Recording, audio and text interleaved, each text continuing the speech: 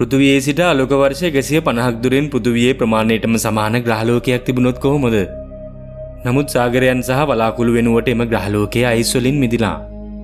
මේ අපි කතා කරන්නේ මේ මොහොතේදීත් අපේ විශ්වයේ පවතින සැබෑම ග්‍රහලෝකයක් ගැන. මේ HD 137010. බැලු බැලමටම මේ ග්‍රහලෝකයේ විසින් අපේ සිතේ බොහෝ බලාපොරොත්තු දල්වනවා. මොකද මේ පෘථිවියේ ප්‍රමාණයටම සමානයි. තව දෙය කක්ෂගත වන්නේ අප සූර්යාට සමාන කරන්න පුළුවන් මෞතාරකාවක් වටා. මේ අනන්ත වූ විශ්වයේ ආලෝක වර්ෂ 150ක් කියන්නේ සාපේක්ෂව ඉතා සමීප දුරක්. මොකද අපේ ශීරපත මන්දාකිනියම ආලෝක වර්ෂ ලක්ෂයක් පුරා පැතිරෙනවා. මේ නිසා මෙම එක්සෝප්ලැනට් එක අපේ අසල්වාසියෙක් ලෙස හඳුන්වන්නට පුළුවන්. මේ ප්‍රමාණයෙන් පෘථිවියට සමීප වුණා කියා එහි පරිසරයත් පෘථිවිය හා සමානමයි කියා ඉන්න අදහස් වන්නේ නැහැ. පේන විදියට HD 137010 යනු අධික ශීතල ග්‍රහලෝකයක්.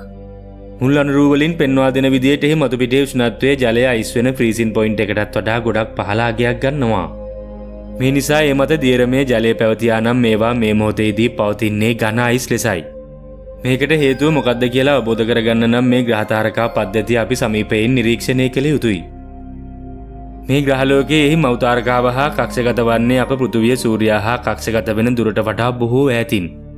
මේ වන විට ඔබ දන්නවා ඇති සාමාන්‍යයෙන් මෞතාරකාව හා ග්‍රහලෝකයක දුර සුළු වශයෙන් වෙනස් වුණත් එහි මතු පිටේ උෂ්ණත්වයට සැලකිය යුතු ලෙස බලපානවා. යම් ග්‍රහලෝකයක් මෞතාරකාව හා කක්ෂගත වෙන දුර දෙගුණ කරොත් ඊට කලින් ලැබුණු ආලෝක ප්‍රමාණයෙන් හරිය අඩක්වත් ලැබෙන්නේ නැහැ. මෙහිදී ඒ වෙත ලැබෙන්නේ 4 පංගුවක් විතරයි. මේ නිසා ඒ විසින් උණුසුම් ග්‍රහලෝකයක් අයිස් ග්‍රහලෝකයක් බවට පත් කරන්න පුළුවන්. නමුත් මතක තියාගන්න දුර කියන්නේ මේ කතාවේ එක් කොටසක් පමණයි.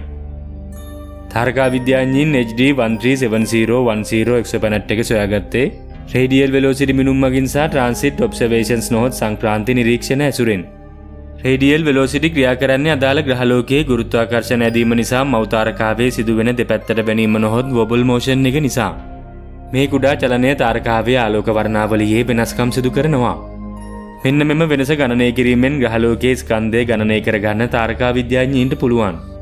ට්‍රාන්සිට් ෆොටෝමෙට්‍රි විසින් නම් සිදු කරන්නේ ග්‍රහලෝකයේ එහි මෞතාරකාව ඉදිරියෙන් ගමන් කරන විට එහි දීප්තියේ සිදුවෙන වෙනස මැන බැලීමයි.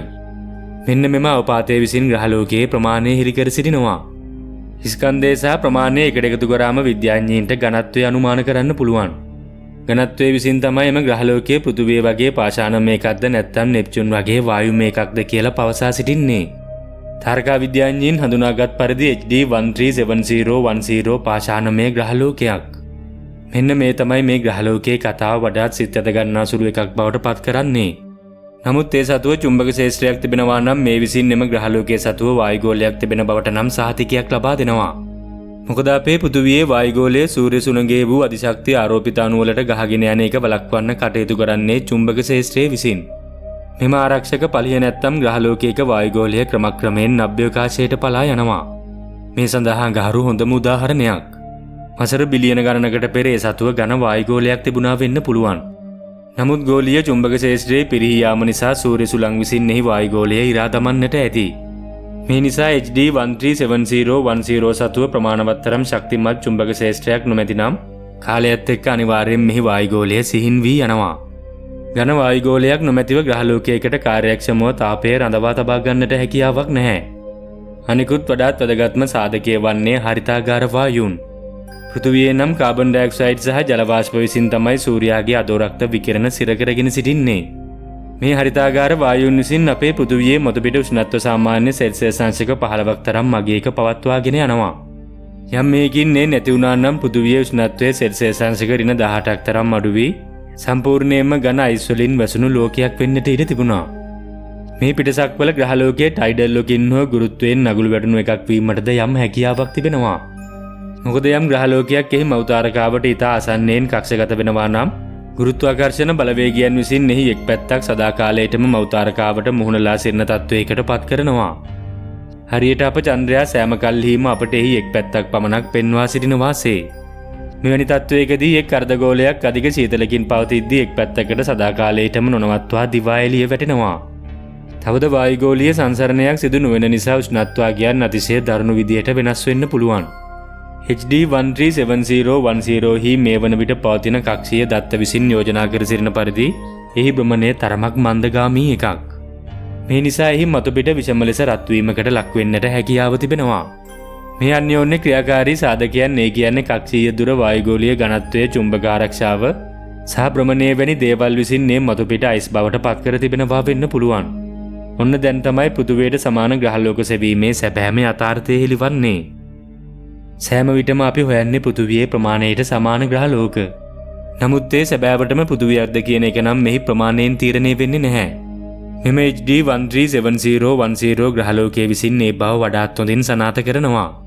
බලන්න අපේ පෘථුවියේ පවතින වාසයට හිතකර වාසනාවන්ත සෞම්‍ය තත්ත්වයේ තීරණය කරන්නේ ඊතා නිර්වද්‍ය වූ තත්ත්වයන් දාමයක් විසින්. විශේෂම දේ තමයි අපේ පෘථුවිය පිහිටා තිබෙන්නේ වාසයට හිතකර කලාපේ. තවද පෘථුවිය විසින් කාබන් ඩයොක්සයිඩ් ප්‍රතිචක්‍රීකරණය කරමින් වසර මිලියන ගණනාවක් පුරාවට කාලගුණය නියාමනය කරන භූතැරිද පවත්වාගෙන යනවා. තවද කක්ෂීය ඇලේ ස්ථායීව පවත්වාගෙන යන්න උදව් වෙන විශාල චන්ද්‍රයකුද පෘථුවියට සිටිනවා. තවත් දෙයක් තමයි පෘථුවිය නිර්මාණය වුණේම ප්‍රමාණවත් තරම් ජලස්කන්ධයක්ද සහිතවයි. ඉතින් මේ කියපු සාධක වලින් එකක් ඉවත් කරොත් පෘථුවිය ඝන අයිස් බවට පත් වූ කාන්තාරයක් වගේ දිස් වේවි. මේ අපට හමු වුණේ පෘථුවිය අසල වූ එම සියුම් සමබරතාවය පවත්වා ගැනීමට අසමත් වූ පිටසක්වල ග්‍රහලෝකයක්. මේ සමගම අපේ පෘථුවි පද්ධතිය මොනතරම් සියුම් නිර්වද්‍යතාවයකින් යුතු එකක්ද යන්න මනාව පිළිබිඹු වෙනවා. මෙන්න මේ කියන දෙයත් ඉතාමත්ම වැදගත්. ඒ තමයි අප සෞරග්‍රහ මණ්ඩලයට පිටින් සොයාගත් සියලුම ග්‍රහලෝක අපේ සෞරග්‍රහ මණ්ඩලයේ වගේ නැහැ. බොහෝ ග්‍රහ තාරකා පද්ධතිවල තියෙන්නේ මව් තාරකාවට වඩාත් සමීප සුපිරි පෘථුවි ග්‍රහලෝක. ඒ වගේම ඊතා විකේන්ද්‍රීය කක්ෂයන්ගෙන් යුක්තයි.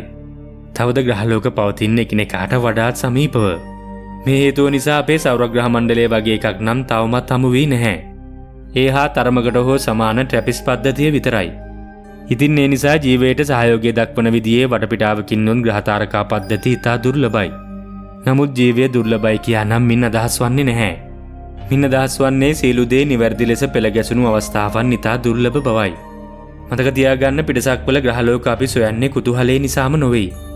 පෘථුවියේ ප්‍රමාණයටම සමාන නමුත් අයිස් වලින් වැසුණු ග්‍රහලෝකයක් නිරීක්ෂණය කිරීම අපේ ග්‍රහලෝකය ගැන වෙනදාටත් වඩා හොඳින් අපට අවබෝධ කරගන්න පුළුවන්.